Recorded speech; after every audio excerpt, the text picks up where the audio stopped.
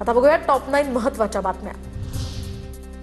देशात पेट्रोल डिझेलच्या किमती वाढण्याची शक्यता। अमेरिका इराणमधील युद्ध संघर्ष आणि हॉर्मुझ समुद्रधुनी बंद झाल्यामुळे कच्च्या तेलाच्या किमतींमध्ये मोठी वाढ। पाकिस्तानात पेट्रोल आणि डिझेलच्या दरात वाढ। पेट्रोलच्या दरात 14.92 रुपयांनी प्रति लिटर वाढ झाली आहे, तर पेट्रोलचे दर 415 रुपये प्रति लिटर, डिझेलच्या दरात 15 रुपयांची वाढ झाल्याने डिझेलची किंमत देखील 415 रुपयांवर। परिवहन मंत्री प्रताप सरनाईकांच्या मतदारसंघामध्ये 587 रिक्षा चालक मराठी परीक्षेत नापास।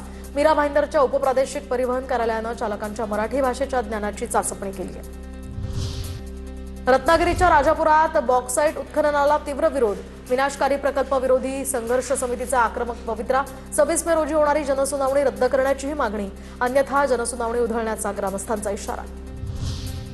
पंढरपुरात नव्या दर्शन मंडप आणि स्कायवॉकच्या कामाला सुरुवात। प्रकल्पामुळे 12,000 भाविकांची सुरक्षित आणि सुसज्ज आणि तसंच आरामदायी दर्शनाची व्यवस्था उपलब्ध होणार।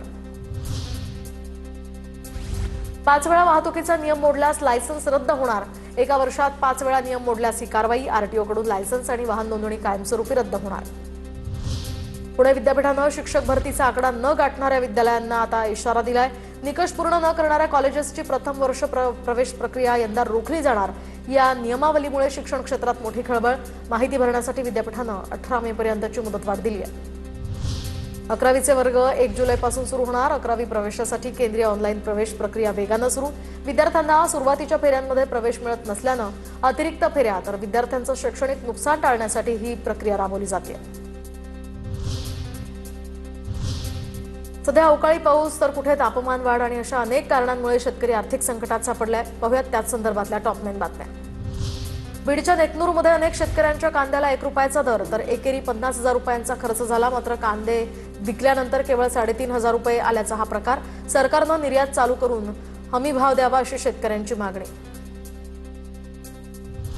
पैठणमधील एका शेतकऱ्याने मुख्यमंत्री फडणवीसांना प्रतिकात्मक पार्सल पाठवलं। कांद्याच्या दरवाढीच्या प्रश्नावर सरकारचं लक्ष वेधण्यासाठी कांदा आणि 1 रुपया पाठवला। येवला बाजार समितीमध्ये कांद्याचे भाव कोसळले। 6 ते 7 रुपये भाव तर केंद्राच्या निर्यात धरसोडीच्या या धोरणाचा कांदा उत्पादकांना फटका।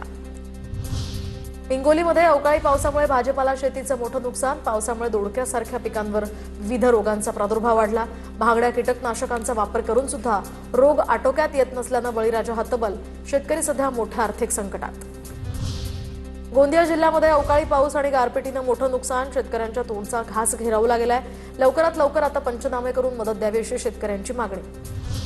पुण्यामध्ये भोर तालुक्यात मान्सूनपूर्व खरीप हंगामाची तयारी सुरू। शेतकरी शेणखत टाकणी आणि शेत लेवलच्या करण्यात कामात व्यस्त।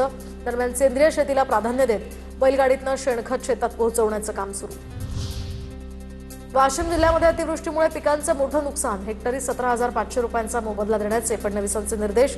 सर्व 46 मंडळांमधील शेतकऱ्यांना पीक विम्याचा मोबदला देण्याची मागणी। वर्ध्यामध्ये बोगस बियाणे आणि खतांवर कृषी विभागाने धाडसत्र राबवण्याची आमदार दादाराव केसेंची मागणी।